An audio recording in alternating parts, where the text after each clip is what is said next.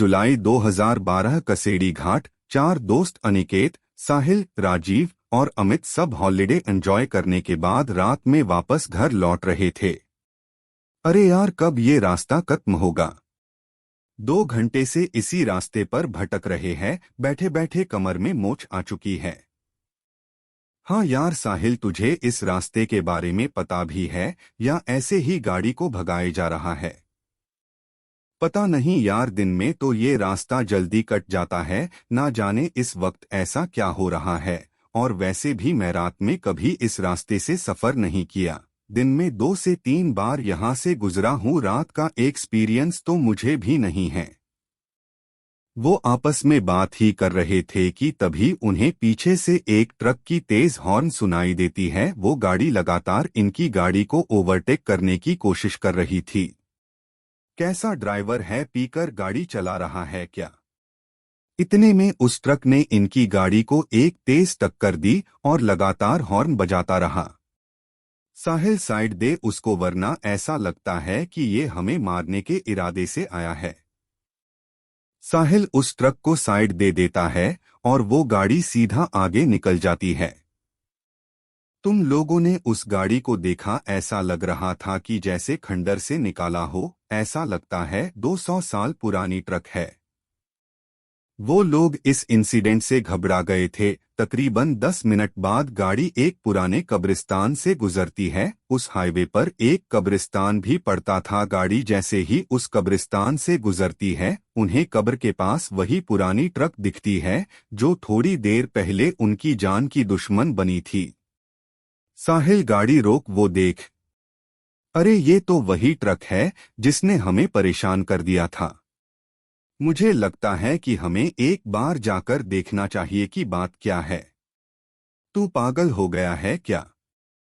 आधी रात इस तरह कब्रिस्तान में जाने की बात कर रहा है? अरे मरना है क्या?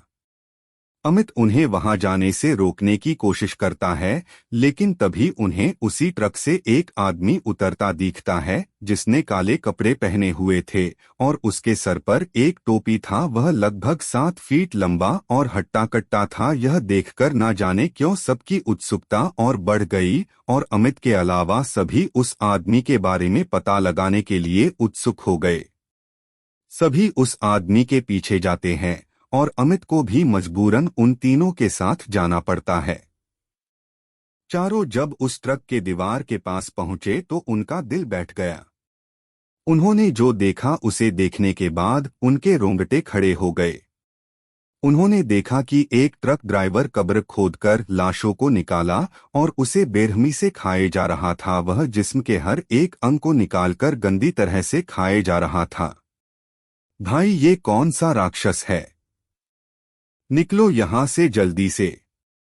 हड़बड़ाहट में सब वहां से एक साथ भागे, लेकिन अमित इतना डरा था कि वह हिल भी नहीं पाया। कदमों की आवाज सुनकर उस शैतान को पता चल गया कि कोई उस पर नजर रख रहा है। वह जैसे ही पीछे पलटा, उसे वह 3 लड़के भागते और एक वहां खड़ा दिखा। वह शैतान अमित के करीब पहुंचा और उस शैतान ने सीधा अमित के गले पर वार किया और एक ही वार में अमित की दर्दनाक चीख निकली और इसके साथ ही अमित की वही मौत हो गई। यहाँ तीनों तेजी से गाड़ी की तरफ भागने लगे और गाड़ी के पास पहुंचे और गाड़ी में बैठ गए। वह शैतान अब तक उनके पीछे नहीं भागा था, बल्कि दूर से ही खड़ा उन्हें घूर रहा था। साहिल गाड़ी स्टार्ट करने की पूरी कोशिश कर रहा था, लेकिन उसकी कार स्टार्ट ही नहीं हो रही थी। तभी वह दूर खड़ा शैतान धीरे धीरे उनके तरफ बढ़ता है और वह लगभग गाड़ी के नजदीक पहुंच गया था। तभी गाड़ी स्टार्ट हो गई और तेजी से साहिल गाड़ी को आगे बढ़ाने लगा। वह शैतान इन तीनों के पीछे पड़ चुका था और तभी वह हवा में उड़ा और सीधा गाड़ी पर कूद गया। और जैसे ही अनिकेत उसे देखने के लिए अपनी मुंडी गाड़ी से बाहर निकाली, तभी उस शैतान ने अनिकेत का सर अपनी भारी तलवार से काटकर अलग कर दिया और उसका अधकता शरीर गाड़ी में ही फड़फड़ाने लगा। यह देखकर साहिल और राजीव दोनों डर गए और दोनों जान बचाने के लिए चलती गाड़ी से कूद गए। वे दोनों घास के मैदान में गिरे जिससे उन्हें कम चोट आई। वे दोनों सांस दबाए घास में लेटे रहे, लेकिन उनके डर को उस शैतान ने महसूस कर लिया और फिर शैतान को राजीव एक कोने में दिखा। तभी वो शैतान अपने लंबे नाखून और धारदार तलवार से राजीव पर वार किया, जिससे उसकी दर्दनाक चीख निकल आई और उसकी मौत हो गई। उस शैतान ने साहिल को नहीं देखा था और साहिल भी राजीव की मौत के वक्त वहां से निकल चुका था, जिसकी वजह से वो बच गया। उस रात कसेड़ी घाट हाईवे पर जो भयानक हादसा उनके साथ घटा, उससे सभी को ये सीख लेनी चाहिए कि अंधेरी रातों में भूतिया रास्ते से गुजरने का अंजाम कितना खौफनाक हो सकता है।